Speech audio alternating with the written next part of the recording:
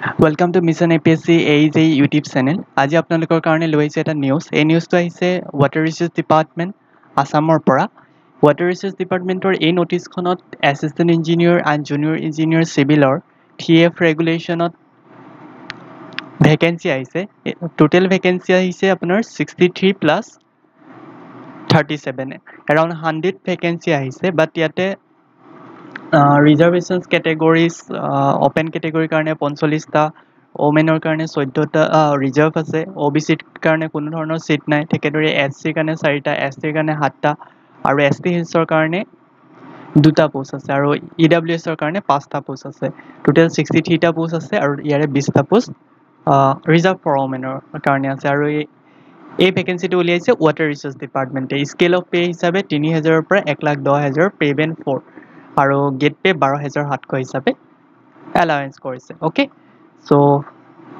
কেণ্ডিডেটৰ age 21 বছৰৰ পৰা 38 বছৰৰ ভিতৰত বিচৰা হৈছে আৰু SC STৰ কাৰণে বা OBCৰ কাৰণে ৰিলেক্সেশ্যনছ আছে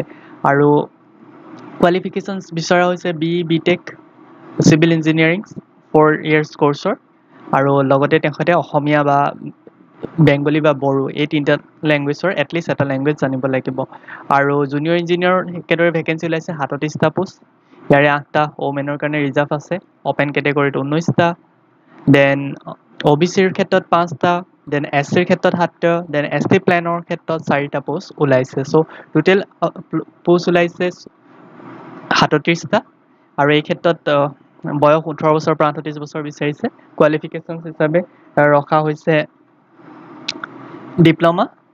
হ'ব লাগে আৰু ডিপ্ল'মাৰ ৰেগুলাৰ কোৰ্চত কৰা হ'ব লাগিব ডিষ্টেঞ্চ মোডৰ ডিপ্ল'মা একচেপ্ট নকৰে আৰু ইছেঞ্চিয়েল ক্ৰাইটেৰিয়া হিচাপে পাৰ্মানেণ্ট ৰেচিডেণ্ট অৰ্থাৎ অসমৰ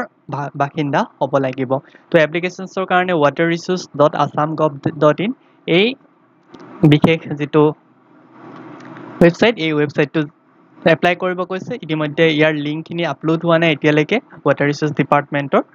আৰু স্কেনিং কৰাৰ ক্ষেত্ৰত তেওঁলোকে এটা ক্ৰাইটেৰিয়া ৰাখিছে যিটো ক্ৰাইটেৰিয়া ইমান এটা ফিজিবল ক্ৰাইটেৰিয়া বুলি ক'ব নোৱাৰি বিকজ একাডেমিক পাৰফৰ্মেঞ্চৰ ওপৰত ভিত্তি কৰি পেলাই দিয়াৰ সিদ্ধান্ত লৈছে য'ত এছিষ্টেণ্ট ইঞ্জিনিয়াৰৰ ক্ষেত্ৰত 10% দেন হাই ছেকেণ্ডেৰীৰ ক্ষেত্ৰত 20% আৰু ডিগ্ৰীৰ ক্ষেত্ৰত 70% এলাউড কৰা হৈছে এছিষ্টেণ্ট ইঞ্জিনিয়াৰ আৰু কোনো ধৰণৰ এক্সাম নোহোৱাকৈ on the basis of academic merit তেওঁলোকে চিলেকশ্যন কৰাৰ সিদ্ধান্ত লৈছে একেদৰে জুনিয়ৰ ইঞ্জিনিয়াৰৰ ক্ষেত্ৰত HSLC 20% ডিপ্ল'মা চিভিল ইঞ্জিনিয়াৰিঙৰ ক্ষেত্ৰত 80% আৰু এডিশ্যনেল কোৱালিফিকেশ্যনছ যদি ডিপ্ল'মা কৰাৰ পিছত আপোনাৰ যদি BTech আছে তেতিয়াহ'লেও কোনো ধৰণৰ প্ৰিফাৰেঞ্চ দিয়া নাই চ' এইখনেই গভৰ্ণমেণ্টে নটিচ উলিয়াইছে চ' তেওঁলোকে কৈছে যে যিহেতু ক'ভিড চলি আছে চ' ক'ভিড চলি থকাৰ কাৰণে কণ্টেক্টলেছ এটা ক্ৰাইটেৰিয়াৰে তেওঁলোকে এক্সাম কণ্ডাক্ট কৰাৰ কথা ঘোষণা কৰিছে বাট চিন্স এইটো এটা বহুত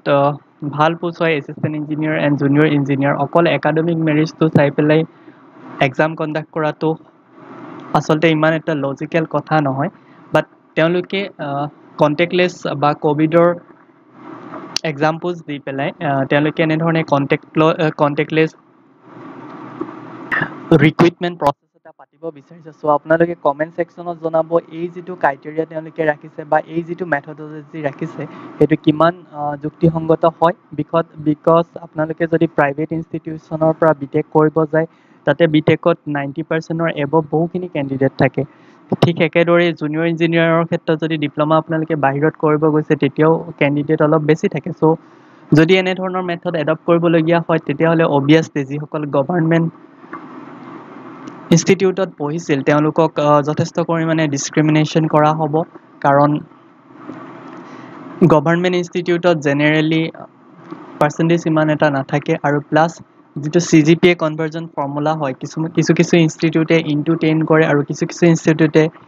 ইনটু 10 কৰি আকৌ -5 কৰি দিয়ে চ' বিভিন্ন ধৰণৰ ফ্লেক্সিবিলিটি বা ইউনিফৰ্মিটি নাই বুলি আপোনালোকে ক'ব পাৰে এনেকুৱা ধৰণৰ ৰিক্ৰুইটমেণ্ট প্ৰচেছত চ' আৰু যিসকলে আগতে মেট্ৰিক বা হাই ছেকেণ্ডেৰী পাছ কৰিছিলে বা যিসকলৰ এইজ বৰ্তমান 30ৰ পৰা 38ৰ ভিতৰত আছে তেওঁলোকৰ ক্ষেত্ৰত যথেষ্ট প্ৰব্লেমেটিক হয় কাৰণ তেওঁলোকে সেইটো সময়ত পাৰ্চেণ্টেজ হয়তো অলপ কম পাইছিল চ' এনেধৰণে ৰিক্ৰুইটমেণ্ট প্ৰচেছ এটা কণ্ডাক্ট কৰাটো ইমান এটা যুক্তিসংগত নহয় আপোনালোকে কমেণ্ট ছেকশ্যনত জনাব এনেধৰণে এক্সামছবিলাক কণ্ডাক্ট কৰাটো এক্সাম কণ্ডাক্ট নকৰি পেলাই পাৰ্চেণ্টেজ ৱাইজত দিয়াটো সঁচাকৈ যুক্তিসংগত নে আৰু যদি আৰু দ্বিতীয়তে এই যিবিলাক এডভাৰটাইজমেণ্ট অনা হৈছে এই এডভাৰটাইজমেণ্টবিলাক ৱাটাৰ ৰিচোৰ্চ ডিপাৰ্টমেণ্ট বা পাব্লিক হেল্থ যিবিলাক ডিপাৰ্টমেণ্ট হয় অসমৰ তেওঁলোকে এডভাৰটাইজমেণ্টবোৰ উলিয়াইছে আৰু ইয়াতে এটা APSCৰ 3F ৰেগুলেশ্যনছটো আহিছে চ' এনেধৰণৰ এপইণ্টমেণ্টবিলাক দি থাকিলে পিছৰ যিখিনি APSCৰ এক্সামছ আছে সেই APSCৰ এক্সামত যথেষ্ট পৰিমাণে হাম্পাৰ হ'ব বিভিন্ন ধৰণৰ হাইকোৰ্টৰ মাজত কেছটো সোমাই পৰে কাৰণ এইসকল যিসকলে এই ৰিক্ৰুইটমেণ্ট প্ৰচেছটোৰ যোগেদি যদি ৰিক্ৰুইটমেণ্ট হয় তেতিয়াহ'লে তেওঁলোকে এটা সময়ত তেওঁলোকে কেছ কৰিব APSCৰ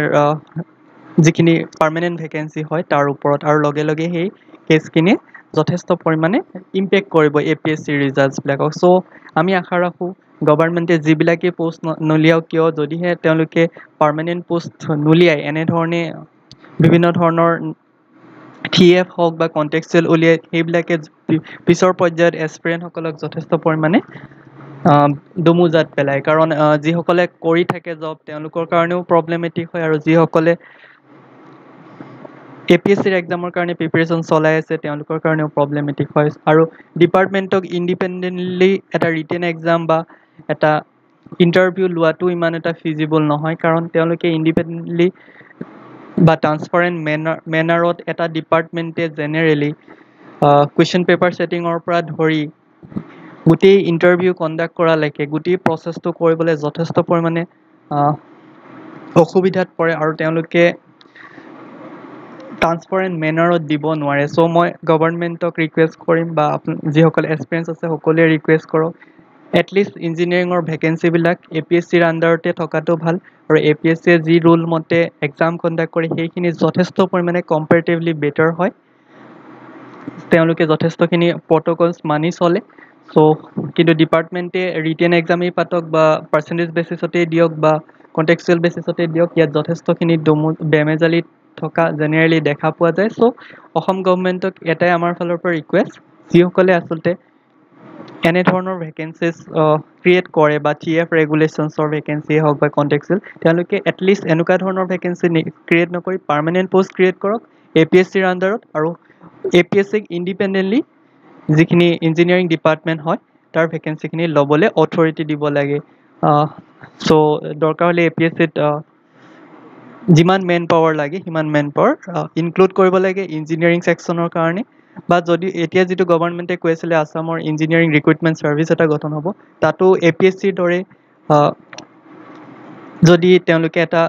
হাই প্ৰফাইল ইঞ্জিনিয়াৰিং ৰিক্ৰুইটমেণ্ট বৰ্ড গঠন কৰিব পাৰে আৰু তাৰ আণ্ডাৰত গোটেই এডভাৰটাইজমেণ্টখিনি আনি এটা ট্ৰান্সপাৰেণ্ট মেনাৰত যদি দিব পাৰে তেতিয়াহে বেটাৰ হ'ব নহ'লে এনেকুৱা ধৰণৰ ভেকেঞ্চিবিলাক হাইকোৰ্টৰ আণ্ডাৰত থাকি যাব বা হাইকোৰ্ট দিয়াৰ পিছতো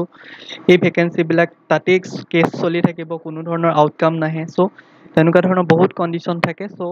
আমি সকলোৱে ৰিকুৱেষ্ট কৰিব লাগে গভৰ্ণমেণ্টক এটলিষ্ট APSC বা এখন ইণ্ডিপেণ্ডেণ্ট ছাৰ্ভিচ কমিশ্যনৰ যোগেদিহে এনেকুৱা ধৰণৰ ভেকেঞ্চি উলিয়াব লাগে আৰু এটা প্ৰপাৰ মেথডলজিৰে চিলেকশ্যন কৰিব লাগে চ' থেংক ইউ ফৰ ৱাচিং আপোনালোকে কমেণ্ট ছেকশ্যনত জনাব কেনেকুৱা ধৰণে চিষ্টেমেৰে আচলতে এনেকুৱা ধৰণৰ এক্সামবিলাক কণ্ডাক্ট কৰিব লাগে সেই বিষয়ে চ' আপোনালোকে যদি চেনেলটো নতুনকৈ আহিছে then please like share and subscribe কৰিব কাৰণ এই চেনেলটোৰ যোগেদি টেকনিকেল লাইনৰ জব আপডেটৰ লগতে টেকনিকেল লাইনৰ প্ৰিভিয়াছ ইয়েৰ কুৱেশ্যন পেপাৰবিলাকো ডিছকাছ কৰা হয় থেংক ইউ ফৰ ৱাচিং